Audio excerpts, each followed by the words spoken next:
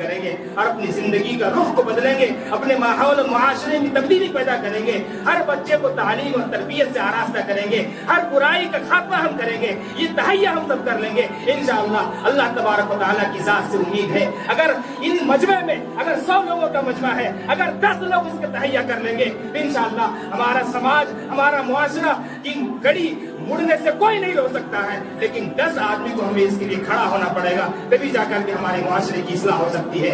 اللہ تبارک و تعالیٰ سے ہم دعا کرتے ہیں اللہ تبارک و تعالیٰ ہم السلام علیکم ورحمۃ اللہ وبرکاتہ۔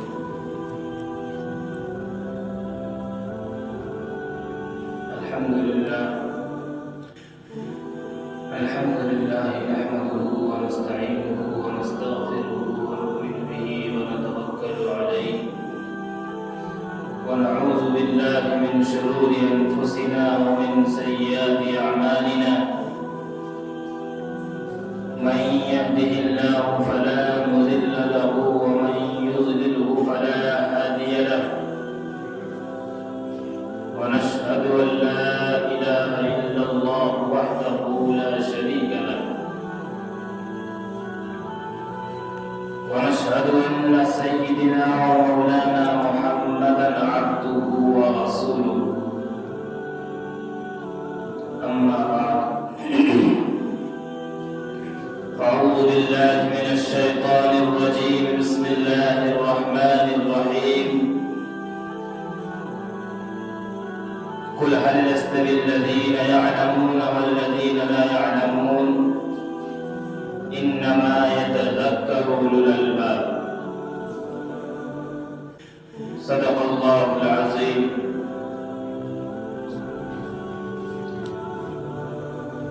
وقال النبي صلى الله عليه وسلم: طلب العلم فريضة على كل مسلم، أو كما قال عليه الصلاة والسلام۔ لائق احترام دوستوں، بزرگوں اور بھائیوں، آج شعبان المعظم کی پہلی تاریخ ہے۔ مکمل 1 مہینے باقی ہے رمضان المبارک کے آنے میں۔ شعبان اور رجب یہ 2 مہینے رمضان کے استقبال کے لیے آپ صلی اللہ علیہ وسلم صحابہ کرام کو تاکید اور تلقین کیا کرتے تھے کہ رمضان جیسا بابرکت مہینہ تم پہ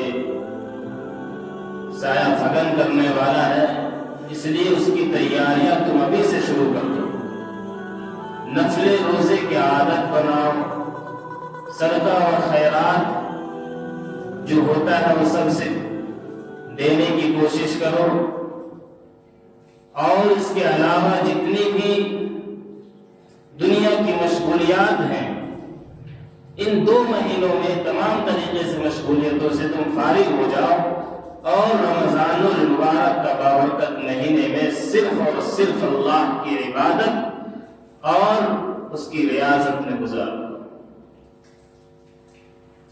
جناب محمد رسول اللہ صلی اللہ علیہ وسلم صحابہ کرام کو یہ تلقین فرماتے تھے۔ میرے محترم بزرگ اور دوستوں، آج ہمیں اس کی ضرورت بھی ہے کہ ہم بھی اپنے دل کو اللہ کی معرفت سے کیسے منور کرنے والے بنے، ہم بھی ایسا کون سا کام، کون سا عمل کریں جس کی وجہ سے ہماری بھی اصلاح ہو، ہماری آل اولاد کی بھی اصلاح ہو، ہمارے سماج اور معاشرے کی بھی اصلاح ہو۔ میرے محترم بزرگوں دوست، میں نے قرآن کریم کی ایک آیت آپ کے سامنے تلاوت کی ہے جس میں اللہ رب العزت فرماتے ہیں کہ اے نبی آپ کہہ دیجئے قل هل يستوي الذين يعلمون والذين لا يعلمون، کہ علم کو جاننے والے اور نہ جاننے والے دونوں برابر نہیں ہو سکتے۔ یہ آیت اپنی مفہوم اور معنی کے اعتبار سے انتہائی مختصر ہے، لیکن مفسرین اس کی بے انتہا تفسیر بیان کی ہے علم کی موضوع پر، کہ انسان کی تعمیر اور ترقی کا مدار علم کی بنیاد ہے۔ انسان جو تعمیر اور ترقی کے اعلیٰ پیمانے پہ جو جاتا ہے اس کا مدار جو ہے وہ علم پر رکھا گیا، چاہے اس کو دینی علم سے واقفیت حاصل ہو یا دنیاوی تعلیم سے اس کو واقفیت حاصل ہو۔ اگر صرف اور صرف دنیاوی تعلیم سے وہ آراستہ ہے تو دنیا میں وہ ترقی اور عزت کمائے گا، اگر اس کے اندر دینداری بھی ہے، قرآن اور حدیث کا فہم اور قرآن حدیث کا علم اس کے اندر اگر موجود ہے تو دنیا کے ساتھ ساتھ آخرت کا بھی اس کو کامیابی کی ضمانت ہے۔ آج ہمیں سمجھ نہیں آتا کہ ہم کس نہج پہ کام کریں کہ ہمارا معاشرہ اصلاح ہو جائے، ہماری معاشرے کی صالحیت برقرار ہو جائے۔ میرے محترم بزرگوں دوستو، اس کے لیے ہمیں اپنے اکابرین کی تاریخ کو پڑھنا پڑے گا، ان کی کتابوں کو، ان کی تاریخوں کو مطالعہ کرنا پڑے گا، تب یہ معلوم ہوگا کہ ان کی تربیت کیسے ہوئی، انہوں نے تعلیم حاصل کیسے کی، ان کے اندر کیا کیا نقص تھے، ان کے اندر کیا کیا کمیاں تھی۔ یہ ساری چیزوں کو جب تک ہم نہیں دیکھیں گے اس وقت تک ہمیں عبرت حاصل نہیں ہوگا۔ امام بخاری رحمہ اللہ، بخاری شریف کے لکھنے والے، جو کہ دنیا میں اللہ نے اتنا مقام دیا، مفسرین اور محدثین اور تمام ائمہ محدثین کے نزدیک قرآن شریف کے بعد اگر کوئی کسی کتاب کا درجہ اگر دنیا میں ہے تو وہ اصح الکتاب بعد کتاب اللہ، جس کا لقب ہے وہ بخاری شریف ہے۔ امام بخاری رحمہ اللہ ایک مرتبہ دریا میں سفر کر رہے تھے، کشتی پہ تھے، ان کے پاس 6 لاکھ اشرفیہ تھی امام بخاری رحمہ اللہ کے پاس۔ اب ایک شخص بیٹھا تھا، وہ دیکھ لیا کہ اس کے پاس 6 لاکھ اشرفیہ ہے۔ اس زمانے میں سمجھے 6 لاکھ اشرفیہ بڑے بڑے بزنس مین کے پاس ہوا کرتا تھا، بڑے بڑے تاجروں کے پاس ہوا کرتا تھا۔ امام بخاری کے پاس اتنے سارے پیسے تھے، تو وہ شخص نے یہ ترکیب سوچی کہ اس سے پیسہ کس طرح ہم کو حاصل کرنا ہے، اس کے لیے ترکیب سوچنے لگا۔ اس کو ایک ترکیب سمجھ میں آیا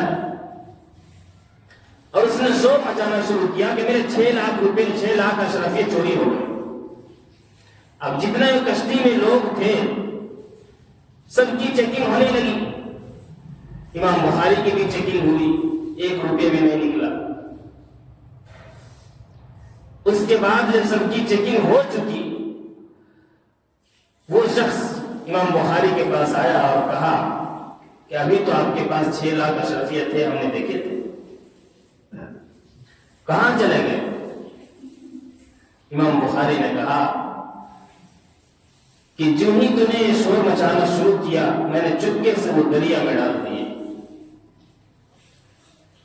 اگرچہ تمہارے پیسے میں نے چوری نہیں کیے اور نہ تمہارے پاس کوئی پیسے ایسے تھے،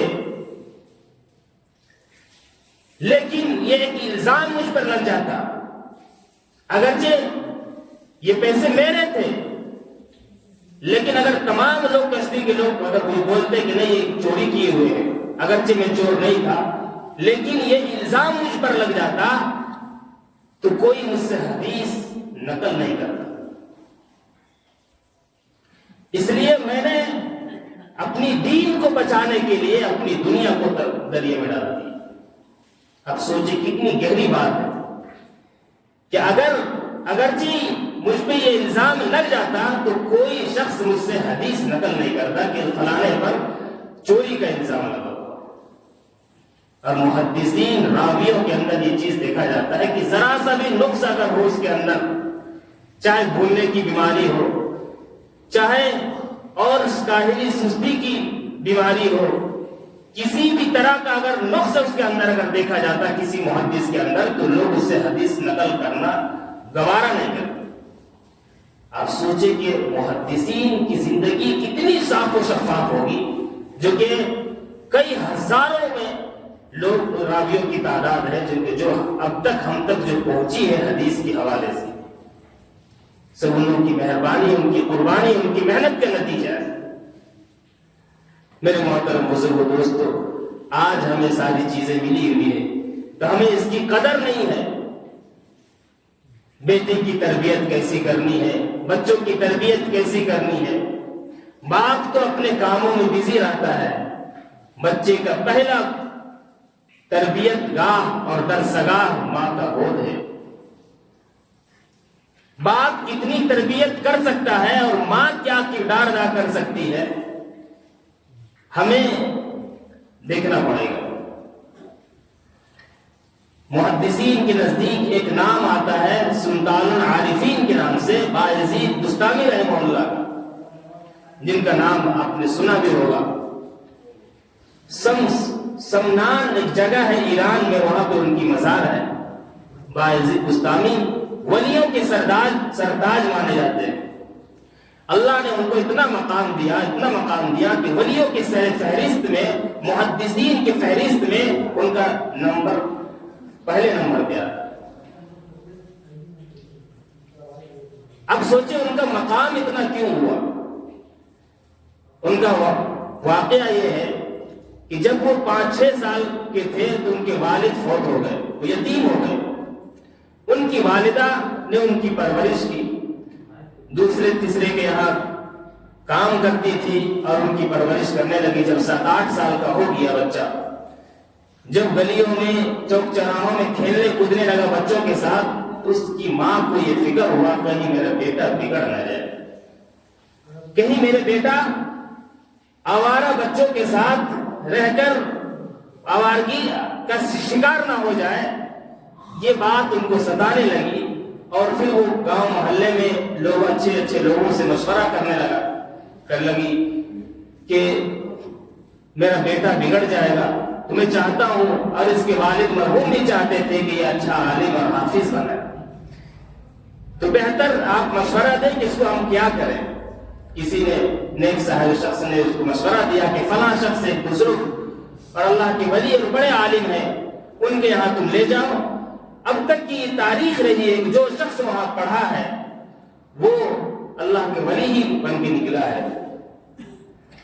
تو وہ خاتون پوچھتے پوچھتے اس مدرسے تک پہنچی اور وہاں کا جو بزرگ تھے ان کے پاس جا کر حاضری دی اور سنایا کہ یہ میرا بچہ ہے، یتیم ہے، ان کے والد نہیں ہے، میں ادھر ادھر گھروں میں کام کر کے اس کی پرورش کرتا ہوں۔ تو اس کی والد مرحوم کی یہ خواہش تھی کہ یہ حافظ عالم اور اللہ کا ولی بنے، اور میری بھی یہ دلی تمنا ہے کہ آپ اس کو اپنی خدمت میں رکھ لیں اور کچھ بنا دیں۔ اس حضرت نے، اللہ کے ولی نے کہا کہ ٹھیک ہے، میں اس کو رکھ لیتا ہوں، آپ جائیے۔ جانے سے پہلے وہ خاتون نے وعدہ لیا، اس بڑے شخص سے کہا کہ پہلی بار یہ ماں کی گود سے نکل کر آپ کے پاس آیا، اس کو کبھی کبھی ماں کی یاد بھی ستائے گی، ماں کی یاد اس کو تڑپائے گی، یہ چھٹی لینے کے لیے بار بار آپ کے پاس آئے گا، آپ ایسا کریں کہ اس کو چھٹی نہ دیں، جب تک کہ یہ کچھ بن نہ جائے اس وقت تک آپ اس کو گھر جانے کی اجازت نہ دیں۔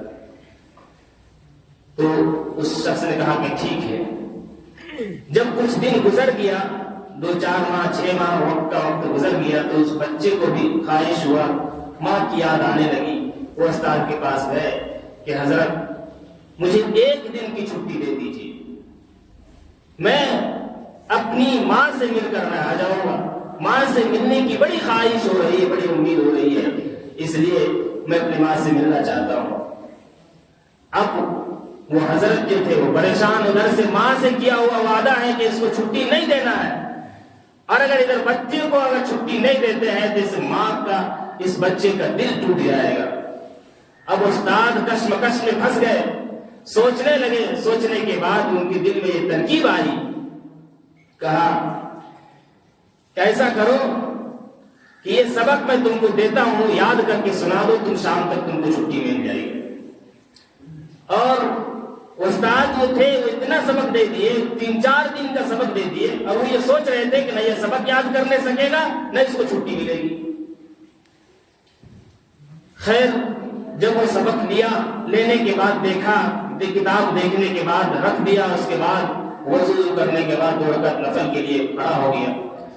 نفل نماز پڑھنے کے بعد اللہ سے دعا کیا کہ اللہ تو بھی جانتا ہے کہ اس استاد نے میرے لیے اتنا سبق دے دیا ہے کہ یاد ہونا یہ مشکل ہے لیکن ناممکن نہیں ہے، اگر تو چاہ لے تو کوئی مشکل نہیں ہے کہ اللہ تمہاری اس میں مدد فرما۔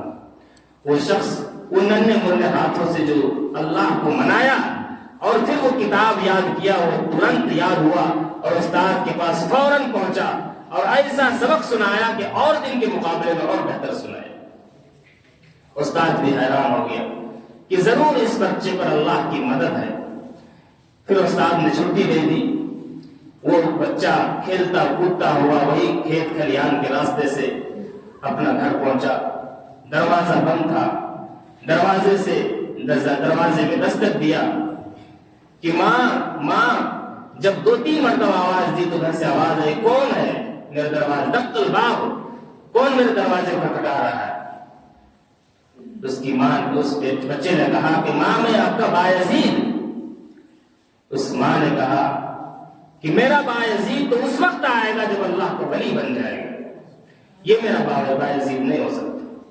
اب سوچے وہ کیسی ماں ہوگی، کس قدر اپنے دل میں پتھر رکھ کر یہ الفاظ کہے ہوں گے کہ میرا بایزید اس وقت آئے گا جب اللہ کا ولی بن جائے گا، یہ میرا بایزید نہیں ہو سکتا۔ وہ بچہ گھنٹوں بھر اس دروازے کے پاس رویا، رونے کے بعد پھر واپس دوبارہ مدرسہ گیا۔ جب مدرسہ گیا استاد نے دیکھا اس کی آنکھیں لال ہیں اور بچہ روتا ہوا مدرسہ آیا۔ استاد نے پوچھا کہ بیٹا کیا حال ہے؟ سب تو خیریت سے ہے، ماں سے ملاقات نہیں ہوئی؟ بچے نے کہا کہ حضرت ماں نے میرے ساتھ ایسا معاملہ ہوا، ماں نے کہا کہ میرا بایزید اس وقت آئے گا جب اللہ کا ولی بن جائے گا، ماں یہ نہیں چاہتی کہ میں ان سے ملوں، علم سے تعلیم سے میرا توجہ ہٹے، میرا ذہن بٹے، میری ماں یہ نہیں چاہتی ہے، اس لیے ملنا نہیں چاہتی ہے، اس لیے میں دوبارہ واپس آ گیا۔ لیکن استاد محترم آپ میرے لیے اتنی دعا فرما دیں کہ جب تک میں کچھ بن نہ جاؤں اس وقت تک آپ مجھے جانے کی اجازت نہ دیں، اور میرے لیے دعا فرمائے کہ میری والدہ بیمار رہتی ہے، ان کی صحت یابی کے لیے دعا فرمائے، اور میری ماں کی عمر میں اتنی برکتیں عطا فرما دے کہ وہ جو مجھے بن کر دیکھنا چاہتی ہے اللہ مجھے وہ چیز میری ماں کو دکھلا دے۔ آپ میرے لیے اپنی خصوصی دعا میں اس کو شامل فرما دیں۔ استاد نے کہا کہ ٹھیک ہے۔ جب وہ بچہ پڑھنے لگا، پڑھتے پڑھتے 16 سال کا عرصہ گزر گیا، اتنا 16 سال کا عرصہ گزر گیا۔ ایک رات تہجد کے وقت ان کے استاد تہجد پڑھ کے لیٹے ہوئے تھے، جناب نبی کریم صلی اللہ علیہ وسلم کی خواب میں زیارت ہوئی، اور زیارت ہونے کے بعد کہا کہ تمہارا جو شاگرد ہے بایزید، اس کو تم خوشخبری سنا دو اور ولایت کبریٰ کا سرتاج اس کو بنا دو، اس کے سر پہ تاج دے دو ولایت کبریٰ کا۔ اسی وقت ان کی نیند سے بیدار ہوئے اور اس بچے کو تلاش کرنے لگے۔ وہ بچہ بھی تہجد پڑھ رہا تھا، استاد پیچھے کی طرف گئے اور اس بچے کا انتظار کیے۔ جب وہ تہجد سے فارغ ہوا تو استاد اس کو دیکھے اور گلے ملنے کے بعد اپنا پگڑی اور دستار اس بچے کے سر پہ رکھا اور کہا کہ بیٹا، تیری ماں اور تیرے والد مرحوم کی جو خواہش اور تمنا تھی آج پوری ہو گئی۔ جناب نبی کریم صلی اللہ علیہ وسلم نے یہ بشارت دی ہے کہ میں تمہیں ولایت کا نسبت عطا فرماتا ہوں، جاؤ آج سے تم جا سکتے ہو۔ اس کے بعد اس شخص کو بایزید بستامی رحمۃ اللہ علیہ کو رخصت کیا اور پھر وہی راستے سے وہ گیا اپنے گھر میں۔ آج بھی وہ دروازہ بند تھا، لیکن جو ہی آواز دی کہ ماں، فوراً دروازہ کھولا۔ دروازہ کھولنے کے بعد کہا کہ بیٹا تم؟ کہا ماں میں آپ کا بایزید۔ اس کے بعد سینے سے لگایا، بیٹا ماں کے قدموں میں پڑ گیا۔ ماں نے اٹھایا اور اس کو اچھے فرش پہ بٹھایا اور کہا کہ بیٹا ابھی میں تمہیں گرم گرم کھانا کھلاتی ہوں، پہلے میں اپنے رب کی بارگاہ میں شکرانے کے طور پر 2 رکعت نفل پڑھ لوں، اپنے رب کی بارگاہ میں شکرانہ ادا کر لوں، اس کے بعد میں تمہیں کھانا کھلاتا ہوں۔ میرے محترم بزرگوں دوستو، وہ ماں اپنے بچے کی کیسی تربیت کی، ایسی مائیں ہوا کرتی تھی تو بڑے سے بڑے محدث، ائمہ، مفسر پیدا ہوا کرتے تھے۔ بایزید بستامی جیسا محدث اور اللہ کے ولی پیدا ہوا کرتے تھے۔ میرے محترم بزرگوں دوستو، بایزید بستامی رحمۃ اللہ علیہ کا کارنامے، ان کے خدمات اس قدر ہے کہ اگر بیان کیا جائے تو دن رات ساری گزر جائے گی۔ ان کا ایک واقعہ بہت مشہور ہے کہ ان کے محلے میں ایک طوائفہ اپنا کاروبار شروع کر دی۔ بایزید بستامی رحمۃ اللہ علیہ نے حاکم وقت سے کہا کہ اس کو بند کیا جائے، لیکن کسی پر کوئی اثر نہیں ہوا۔ دن بدن ماحول خراب ہوتا گیا، لوگوں کو سمجھا کے تھک گئے۔ بایزید بستامی رحمۃ اللہ علیہ ایک دن خود ارادہ کیا کہ میں خود اس کے پاس جاؤں گا۔ اس طوائفہ کے پاس گئے، جانے کے بعد کہا کہ آج ایک رات کی تم کیا لیتی ہے؟ اس فاحشہ اور طوائفہ نے کہا کہ میں 100 دینار لیتی ہوں۔ بولا ٹھیک ہے، میں دینے کے لیے تیار ہوں، آج رات میں آؤں گا، آج اس کے بعد میں بات کروں گا۔ پھر بایزید بستامی رحمۃ اللہ علیہ اس طوائفہ کے یہاں گئے، جانے کے بعد 100 دینار دیے، دینے کے بعد کہا کہ اب میں تم کو جو بولوں گا وہ تم کرنے کے لیے تیار ہو؟ تو اس فاحشہ طائفہ نے کہا کہ ہاں، اب میں تمہارا غلام ہو چکی ہوں، اب تم جو بولو گے میں کروں گا۔ بایزید بستامی رحمۃ اللہ علیہ نے کہا کہ تم وضو کرو سب سے پہلے۔ انہوں نے وضو کرایا، بولے تم نماز کے لیے کھڑے ہو جاؤ، 2 رکعت نفل نماز پڑھو۔ ادھر بایزید بستامی رحمۃ اللہ علیہ اپنے رب کے حضور میں سجدہ میں پڑ گئے اور اللہ سے دعا کرنے لگے کہ اللہ، میرا جہاں تک کوشش تھا، میں جہاں تک کر سکتا تھا میں نے کیا، اس کو مصلی پہ کھڑا کر دیا، اب دل بدلنا اور ہدایت دینا تیرے ہاتھ میں ہے، اے میرے مولا تو اس کو ہدایت دے دے۔ بایزید بستامی رحمۃ اللہ علیہ کی یہ دعا اثر کی۔ ادھر باہر لوگ تانے دینے لگے کہ دیکھو ہم لوگ کو سمجھاتا تھا اور خود فاحشہ کہنا گیا ہوا ہے۔ جیسے بایزید بستامی رحمۃ اللہ علیہ نکلے، ادھر سے وہ طائفہ نکلی اور بولی کہ آج سے یہ طائفہ نہیں رہا، آج میں مسلمان ہو چکی ہوں اور آج سے میں نے نماز شروع کر دی ہے۔ یہ طائفہ کا گھر نہیں بلکہ یہ اللہ کا گھر بن چکا ہے، آج سے یہ اذان کی آواز آپ تک پہنچے گی۔ میرے محترم بزرگوں دوستو، اللہ کے ولی ایسا ہوا کرتے تھے۔